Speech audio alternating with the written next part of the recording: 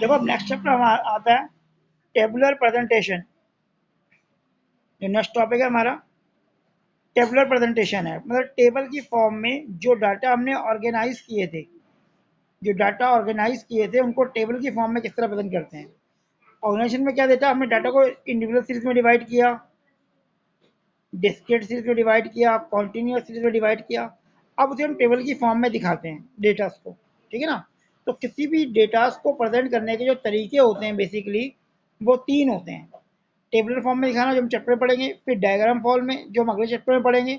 Diagram form का मतलब वो हो गया जो आपने पाई चार्ट वगैरह पढ़ा है, हिस्टोग्राम पढ़ा है, ठीक है ना, ओजाइव पढ़ा है। फिर ग्राफिक फॉर्म में आपके ओजाइव वगैरह ये आ जाते हैं। तो फिलहाल इस चैप्टर में हम टेबलर फॉर्म को पढ़ेंगे, ठीक है ना, कि टेबलर फॉर्म में हम डेटा को कैसे प्रेजेंट करते हैं। तो देखो मीनिंग ऑफ टेबुलेशन क्या होता है। Tabulation is a systematic present of numerical data in raw and column. हम रॉ वाइज ऐसे और कॉलम वाइज इस तरह डाटा को प्रेजेंट करते हैं, जैसे क्लास आ गई या ए बी सी सेक्शन आ गए या सब्जेक्ट आ गए, इस तरह से प्रेजेंट करना टेबुलेशन कहलाता है। अब इसका मेन क्या होता है, अगर ऑब्जेक्टिव आते हैं बेसिकली थ्योरी के चांस कम होते हैं, फिर एक पॉइंट आपको आना चाहिए कि वो सिंपलेस्ट से कॉम्प्लेक्स डाटा को सिंपल फॉर्म प्रेजेंट करता है। अब मुझे यहाँ से मैंने कहा था 1 से लेकर 100 तक के बच्चों के नंबर दिए मैंने, एबीसी सेक्शन के 9 11 क्लास के। मैं उसे क्लासिफाइड कर सकता हूँ कि 11th ए में कितने बच्चे हैं, बी में कितने बच्चे हैं, और फर्दर क्लासिफाइड कर सकता हूँ कि इसमें बॉयज़ कितने हैं, गर्ल्स कितनी हैं, बॉयज़ कितने हैं, गर्ल्स कितनी हैं। और फर्दर क्लासिफाइड कर सकता हूँ बॉयज़ गर्ल्स को भी कि गांव से कितने लोग आ रहे हैं, रूरल के कितने हैं, अर्बन के कितने हैं, ठीक है। या रिलीजन वाइज डिवाइड कर सकते हैं, हिंदू कितने हैं, मुस्लिम कितने हैं, क्रिश्चियन कितने हैं, सिख कितने हैं। तो क्लासिफिकेशन होता है, तो उससे ज़्यादा क्लियर हो जाएगा कि मुझे अगर देखना है मैं बॉयज़ कितने, बॉयज़ को देख लूँगा। मुझे देखना है कि रूरल से कितने आ रहे हैं, मैं रूरल वाले कॉलम को देख लूँगा। फिर इकोनॉमिक स्पेस, पूरे डाटा जो इतना बड़ा स्पेस घेर रहा है उसको हम छोटे से स्पेस में शो कर सकते हैं। फिर कंपेयर करने के लिए फैसिलिटी है कि कंपेरिजन करना है कि भाई देखो रूरल के बॉयज़ कितने आ रहे हैं, रूरल से गर्ल्स कितनी आ रही हैं, तो स्टडी में हेल्पफुल होता है, ठीक है। ये इसके आपके ऑब्जेक्टिव हो गए। आगे अगर हम देखें, हम नेक्स्ट में आते हैं कि भाई एक गुड टेबल के लिए क्या क्या जरूरी होता है। एसेंशियल फॉर गुड टेबल, सबसे पहले टाइटल। टाइटल क्या होता है, जब एक टेबल आप बनाते हो तो उस टेबल की ये तो बीच की बॉडी होती है, ऊपर उसका टाइटल लिखा होता है जो बताता है कि इसके अंदर क्या स्पेस है। तो टाइटल आपका इस तरह से होना चाहिए जो आपके अंदर जो आपने इंफॉर्मेशन दी है उसको सही से प्रेजेंट कर सके, बता सके। तो there must be a title on the top of the table and title must be very appealing and attractive, अच्छा होना चाहिए। फिर मैनेजेबल साइज, मैं डाटा का साइज मैनेज ऐसा ना हो बहुत बड़ा बन जाए, ऐसा भी ना हो बहुत छोटा। रीजनेबल साइज, मैनेजेबल साइज होना जिसमें आपके सारी इंफॉर्मेशन प्रॉपर तरीके से शो हो जाए। The table should be neither be big nor small. The size of the table should be according to the objective and the characteristic of the data. Simplicity, simplicity का मतलब simple form में, ऐसे नहीं complex. हमारा main motive क्या होता है, data को सही तरह से प्रेजेंट करना सिंपल फॉर्म में।